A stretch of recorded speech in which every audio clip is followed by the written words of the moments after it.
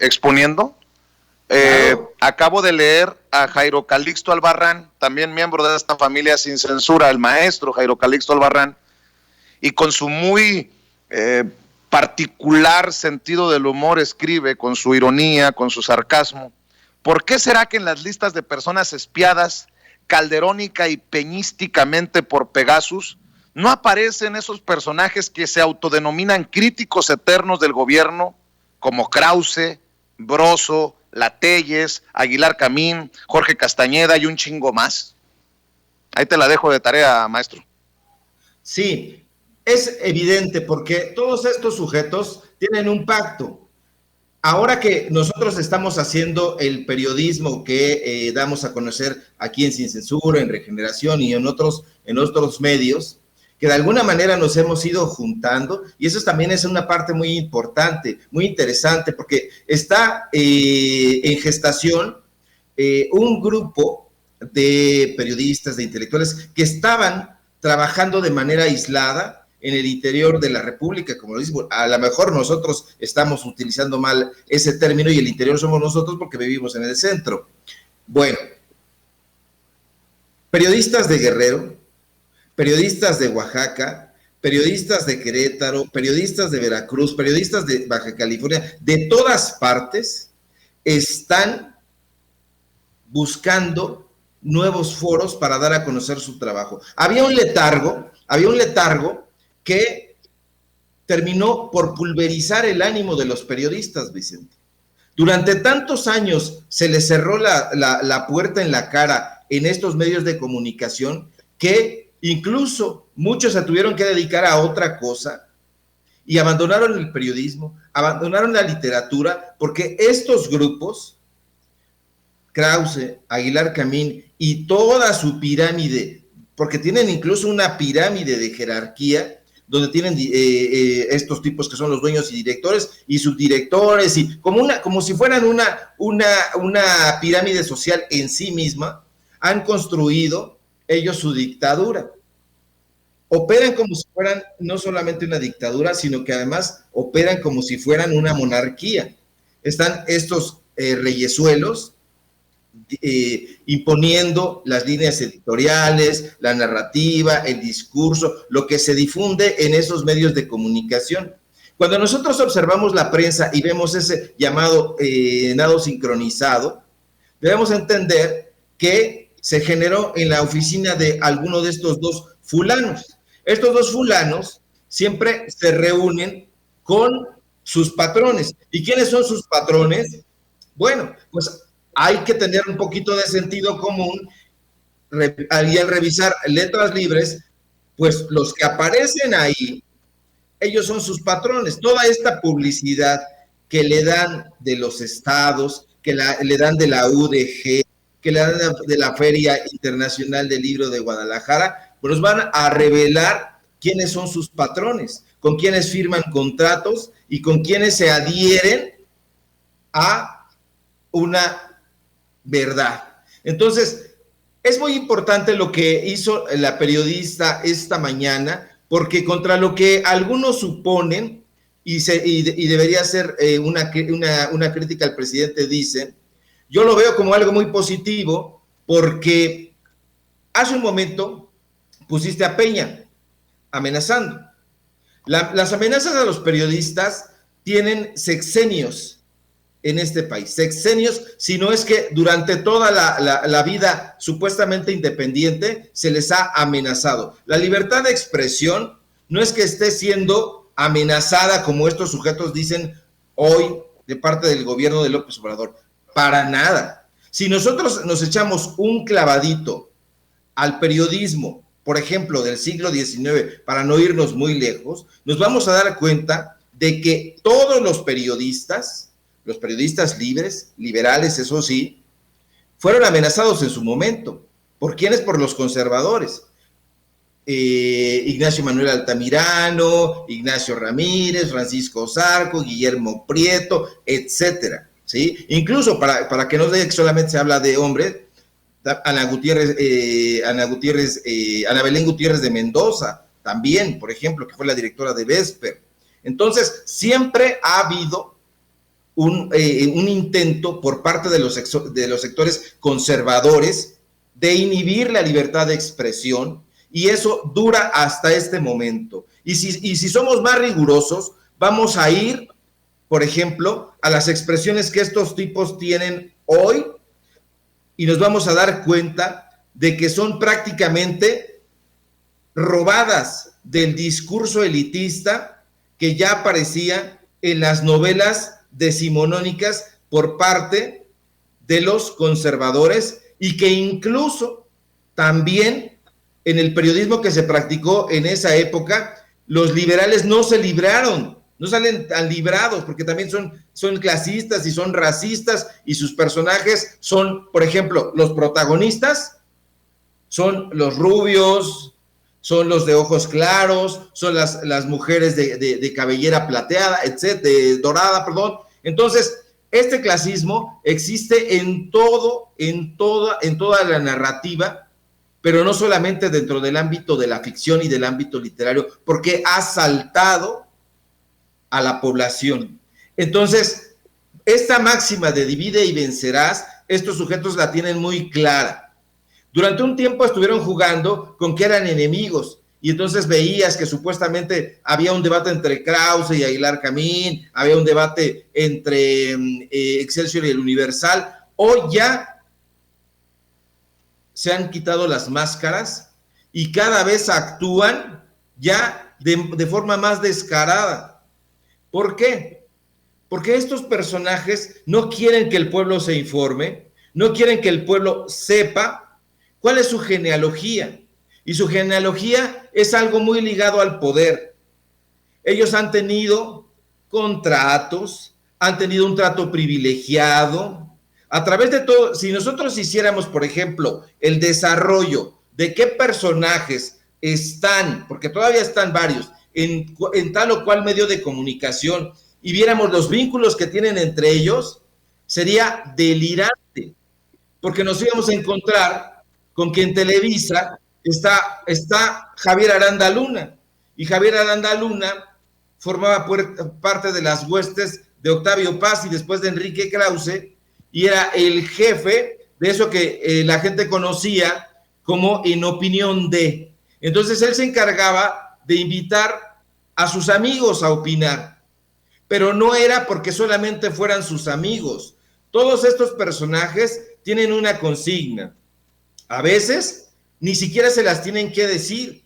Es una consigna tácita, es decir, sobreentendida. Yo voy a imagen, y si me atrevo a hacer una crítica a Pascal, o si me atrevo a hacer una crítica a Olegario Vázquez Salir, voy a salir por la puerta, pero a patadas. Entonces, estos personajes no son objetivos, no son neutrales, son voceros, son personajes que se sientan frente a una cámara, y que en su momento les dieron mucha lana para que difundieran esas verdades de a peso, pero que hoy nosotros nos estamos dando cuenta de que ya su práctica comunicativa se está agotando.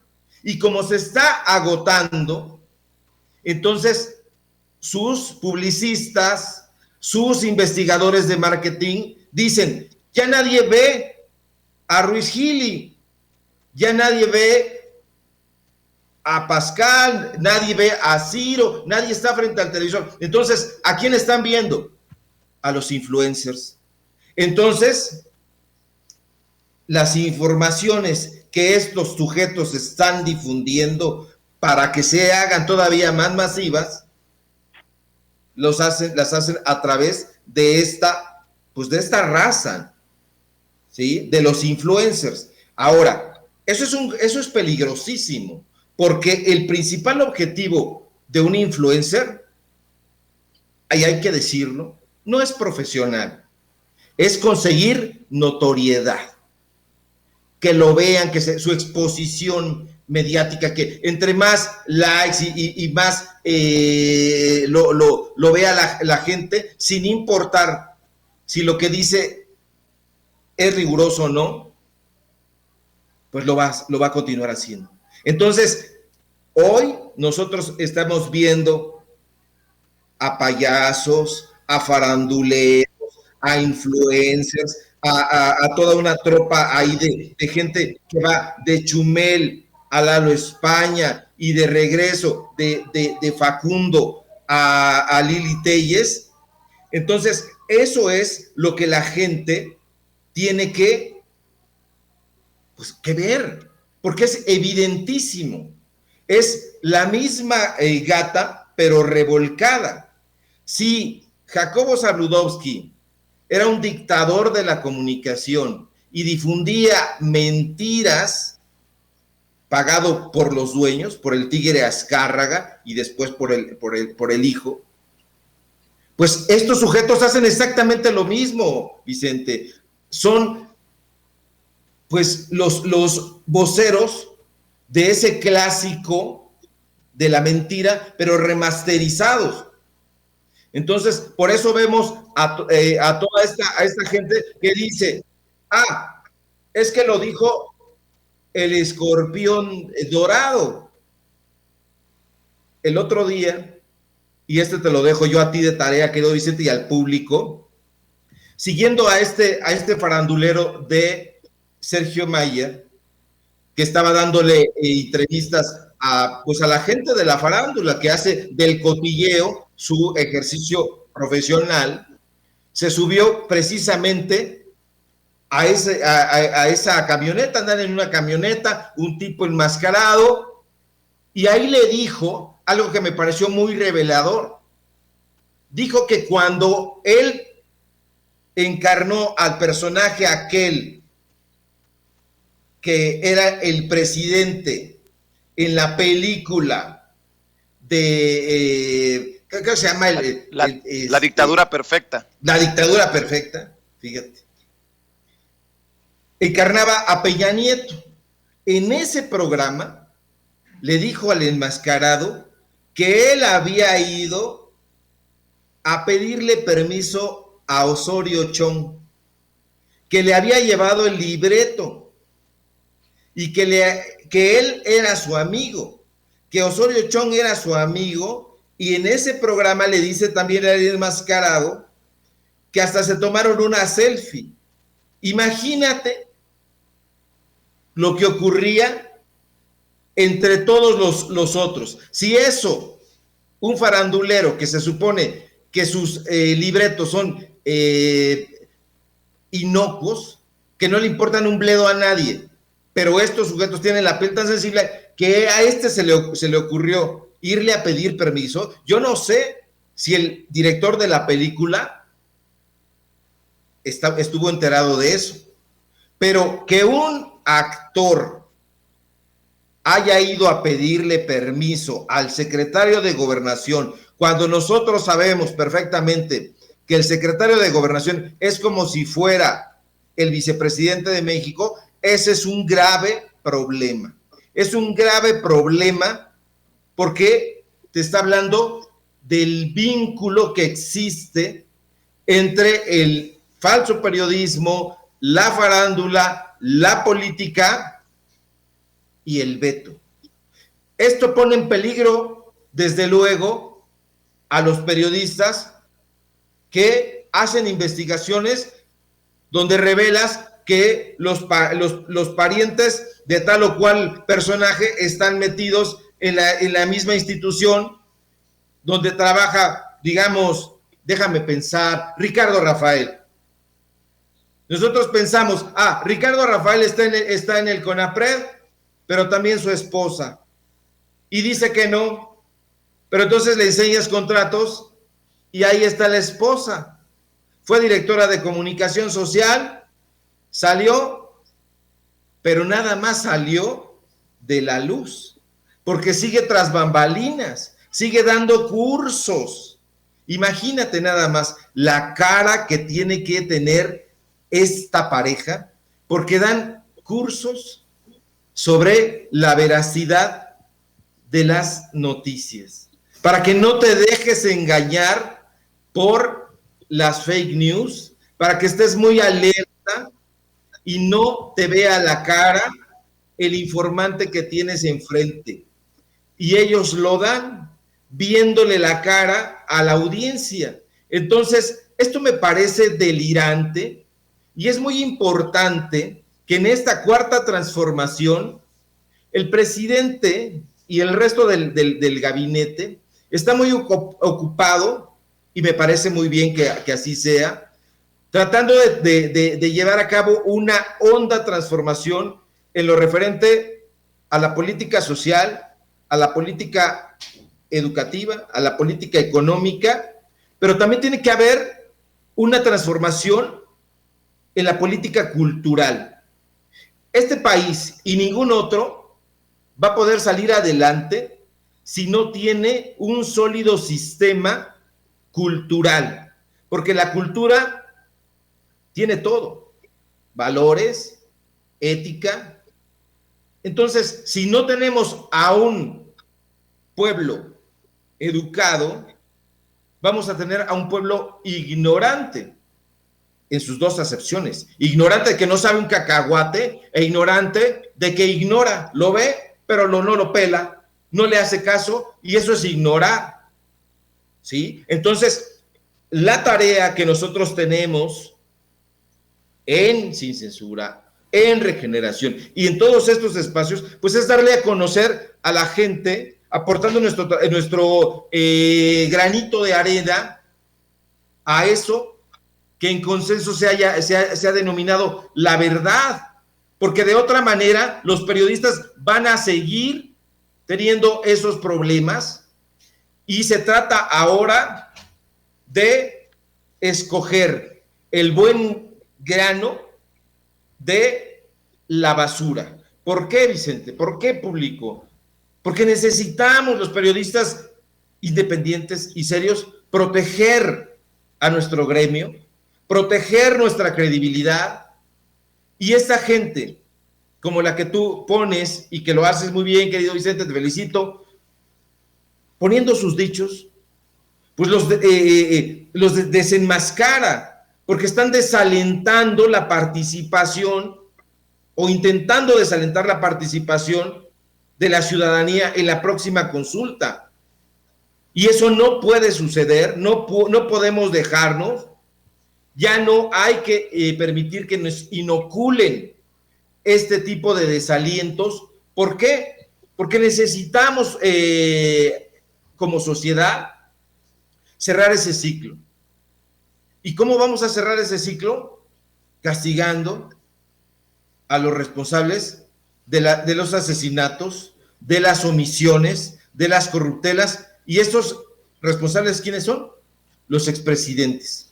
Yo creo que cualquier persona que ha recibido algún tipo de delito en su contra, llámese el delito que sea, robo, homicidio, privación de libertad, quiere no venganza, ojo, no venganza, que se aplique la ley y que el responsable vaya a la cárcel.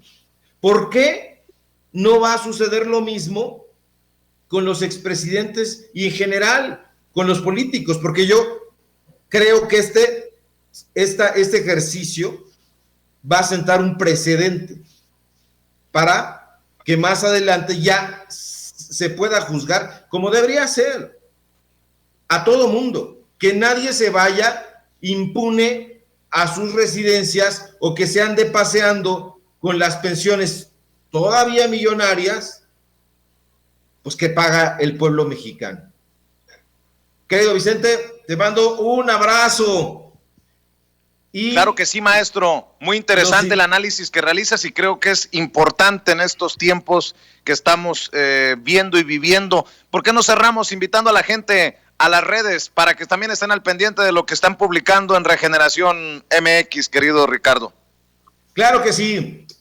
Síganme, por favor, en @SevillaCrítico, que es mi cuenta de Twitter, en Facebook, Ricardo Sevilla, así nada más. Y desde luego, como dice mi querido Vicente, en Regeneración MX, donde estamos publicando todo lo que tiene que ver con las notas del día. Ya nos estamos ampliando más, entonces ya tocamos temas de todo tipo, deportes, incluso farándula, pero desde otra perspectiva, nada que ver con con Televisa, TV Azteca, ni nada de eso. Siempre críticos y desde luego un equipo de opinión muy sólido y nuestras investigaciones especiales. Nos vemos mañana, un abrazo, excelente tarde.